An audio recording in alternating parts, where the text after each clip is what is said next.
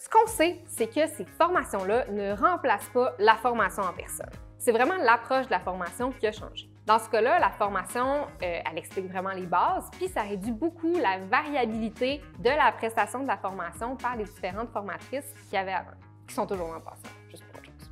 Justement, l'autre chose, dans le cas de la formation en personne, ça vient vraiment en second temps, après que la formation en ligne ait été visionnée. Puis, comme je le rappelle, c'est vraiment pour s'assurer que toutes les questions ont bien été répondues, consolider les apprentissages, etc. Bon, si tu te connais un minimum en pédagogie, tu le sais que cette approche-là, ça correspond à la classe inversée. Donc, au lieu de présenter les éléments théoriques dans un contexte de cours magistral, comme ils disent à l'université, on les présente en mode apprentissage autodidacte en premier, puis ensuite, on fait vraiment la consolidation des apprentissages en groupe où l'on peut discuter, vraiment approfondir, etc.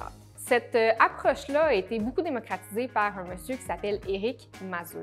Puis une chose qui est importante à souligner ici, c'est que ça a plus ou moins été démontré scientifiquement que cette approche-là était bénéfique plus ou moins que les autres approches normales. C'est vraiment un mode de formation qui est juste différent. Par contre, il y a quand même des observations qui ont pu être faites puis qui, oui, sont documentées dans la littérature scientifique à ce sujet, notamment l'impact sur la perception des cours. Donc là, on n'a pas nécessairement un impact sur les résultats, mais vraiment sur la perception. Donc, les gens ont vraiment l'impression de plus participer, de mieux apprendre, etc.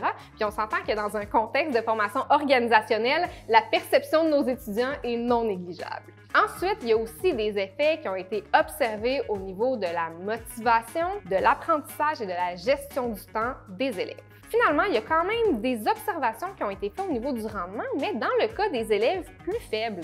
C'est donc dire que l'apprentissage en classe inversée rend les élèves plus faibles meilleurs.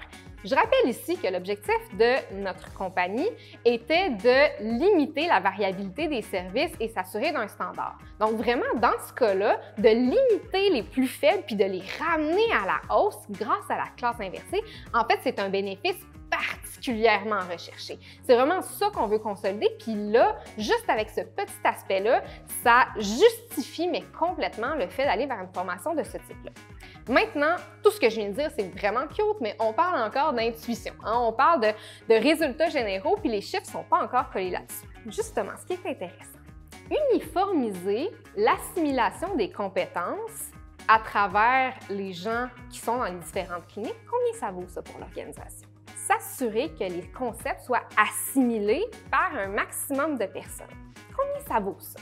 En fait, c'est quoi l'impact sur la business qu'un concept soit mal saisi? Parce qu'en fait, c'est ça. On s'assure que les élèves les plus faibles aient retenu un maximum d'informations.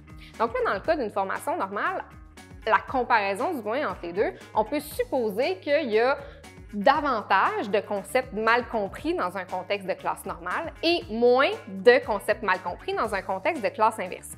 Sur la business, il y a des impacts assez clairs, surtout dans ce cas-là de la standardisation du service et de la prestation, du moins.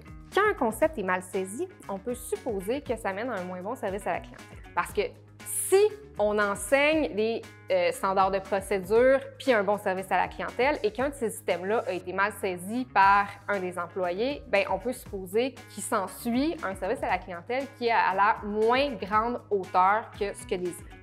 Qu'est-ce que ça fait, ça, concrètement? Bien, ça fait des clients qui sont moins satisfaits, peut-être même carrément des clients qui sont insatisfaits. Donc, on va faire des hypothèses de base.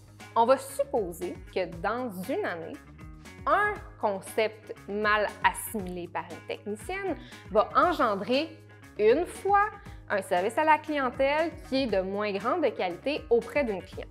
On parle d'un réseau de cliniques médico-esthétiques. Il y en passe des clients par année. Fait que si on se dit que par technicienne, un seul client dans l'année a été moins bien satisfait, on est quand même assez généreux. C'est pas exagéré de supposer ça. Selon une étude qui date un peu, donc on parle de 2009 quand même, ce qu'il disait, c'est que 71% des clients qui expérimentent un service à la clientèle moins bon vont simplement ne jamais revenir. Je sais pas toi, mais moi je trouve que c'est quand même beaucoup. C'est donc dire que 250 techniciennes dans l'année qui servent moins bien un client dans l'année, il y a 71% de ça, donc 71% de 250 de clients qui ne reviendront pas.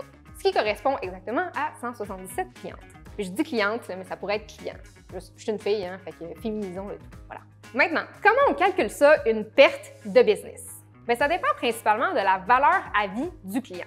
Ça, c'est appelé Customer Lifetime Value en anglais. Vous êtes peut-être plus habitué à cette expression-là. Puis si tu veux calculer la tienne, la valeur à vie de ton client à toi, bien, il y a une des ressources aussi qui va être disponible dans les liens pour que tu puisses le faire. Je ne m'éterniserai pas sur ce calcul-là parce que ce n'est pas le sujet d'aujourd'hui. Dans le cas, par contre, de LaBeauDemo Pro, on a estimé cette valeur-là à 289 $ en moyenne. On se rappelle que c'est une valeur moyenne.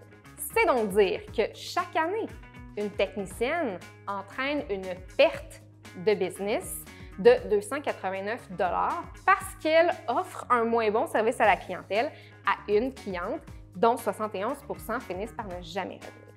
Inversement, on peut dire qu'en maximisant la compréhension des concepts, ça permet à chaque technicienne de faire 289 $ par année à l'entreprise. Question de mettre encore plus d'emphase sur les chiffres et de mettre ton dirigeant en situation de déséquilibre.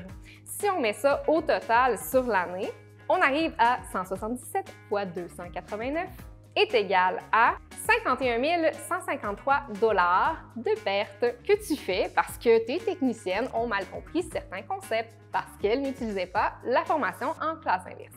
Puis ça, bien, ça finit par te coûter cher, hein? Juste un petit 50 000 ici, là, tu sais, bon, quand même un petit peu. Bon, notre estimation est bien sûr très grossière. Par contre, ça nous permet quand même d'estimer que des petits concepts mal transmis, bien, ça peut coûter cher à une entreprise.